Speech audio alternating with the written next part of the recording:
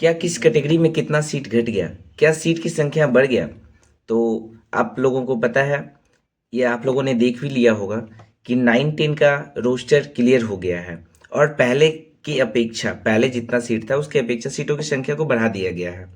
तो अभी किस कैटेगरी में कितना सीट है और पहले कितना सीट था, ये आप लोगों को स्क्रीन पे दिख रहा होगा, आप लोग देख भी सकते हैं किस कैटेगरी में कितना सीट था, किस किस कैटेगरी का कितना सीट घटा है और इस कैटेगरी या घटने या बढ़ने से किस कैटेगरी वाले को कितना ज़्यादा फायदा हो रहा है। सबसे बड़ा ये चीज़ है कि किस कैटेगरी को कितना ज़्यादा फायदा हो रहा है। और महिला अभ्यर्थियों के लिए फिर वही खुशी का माहौल है। और आप लोगों ने यह भी देखा है कि ईडब्ल्यूएच का सीट को फिर से कम कर दिया गया है। तो आखिर सीट की संख्या को कम क्यों किया जा रहा है। आपने जो यह देखा कि सीट की संख्या को कम किया जा रहा है, तो सीट की संख्या को कम क्यों किया जा रहा है, ये एक देखना है। और आप लोगों ने यह भी देखा हो कि अभी बीपीएससी टीआरई 3.0 में 9-10 और 11-12 का रिजल्ट आने के बाद ही बीपीएससी टीआरई 4.0 आना है।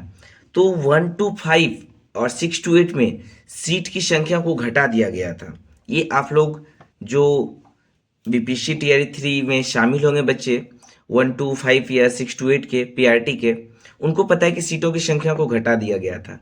तो आखिर क्यों ऐसा आयोग क्यों कर रही है कि जब उनको नहीं ही नौकरी देना है तो पहले सीटों की संख्या को बढ़ा के क्यों दिखाया जा रहा है। क्या सिर्फ ये आंकड़ा का एक खेल हो रहा है कि हाँ हमने इतना बहाली दिया या इतना नहीं दिया, जबकि आप लोगों को यह भी पता है कि बीपीएससी टीआरई 1.0 में 1,79,000 समथिंग बहाली था और बीपीएससी टीआरई 2.0 में 1,22,000 समथिंग बहाली था। तो क्या उतनी सीटों पे रिजल्ट आया, या उतने सीटों पे रिजल्ट आने के बाद कितने बच्चे ज्वाइन किए हैं और कितने बच्चे अभी तक निकले हैं, इसका आंकड़ा आप लोगों के पास सही सही है। तो क्या है यह आंकड़ा, आप लोगों को हम बता रहे हैं आज। देखिए साथियों, बीपीएससी टीआरई 1.0 में 1 लाख मतलब 79,000 था समथिंग, तो 1,80,000 मानिए कि 1,80,000 बहाली आया था, जिसमें कि ज्वाइन बताया जा रहा है कि ज्वाइन मात्र 93,000 ही बच्चा किया है। तो आखिर इतनी सीटों का घोटाला क्यों किया जा रहा है। क्या यह राज्य के जो मुखिया हैं उनको बस यही बताना होता है कि हाँ हमने इतना बहाली दिया और इतना सीट को बचा लिया, उसके बाद भी आपने अभी तक देखा कि टीआरई 1 और टीआरई 2 से बहुत सारे ऐसे फर्जी कैंडिडेट हैं जो आए दिन या बीते दिन किसी न किसी अखबारों के द्वारा हमें पता चलते आ रहा है। तो क्या इन सब सीटों को बचा करके फिर से आगामी फिर जो बीपीएससी टीआरई 4 जो बहाली आ रहा है उसमें सब सीटों को ऐड किया जाएगा।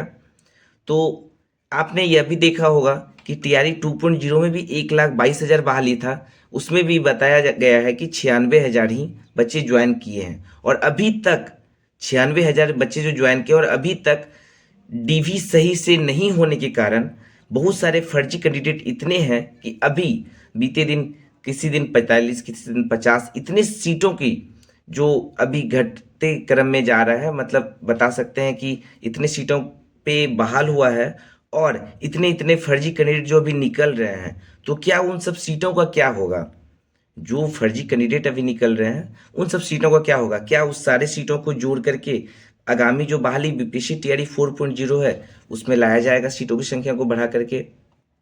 तो आपने यह भी देखा कि 1-5 और 6-8 बीपीएससी टीआरई 3.0 में सीटों की संख्या को घटा दिया गया था। 28,000 सीट था, जो कि उसमें भी करीबन 21,000 पे ही मात्र रिजल्ट आया है और इसका सीट 19,000 था, तो इसके भी सीटों को 6-8 के भी सीटों को घटा करके 16,000 ही सीटों पर रिजल्ट आया है।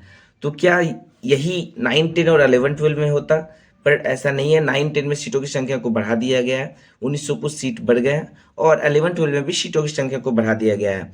तो आप लोग जरूर बताइएगा कि अभी आप लोगों का कितना नंबर आ रहा है कमेंट करके, और कितना कट ऑफ जा सकता है। कट ऑफ आप लोग एक बार अपने अनुमानता 9-10 वाले जरूर बताएंगे कि कितना कट ऑफ जा सकता है और मेरा कितना नंबर आ रहा है। चलिए दोस्तों, धन्यवाद। फिर से नए वीडियो के साथ मिलेंगे, फिर मिलेंगे, जरूर मिलेंगे।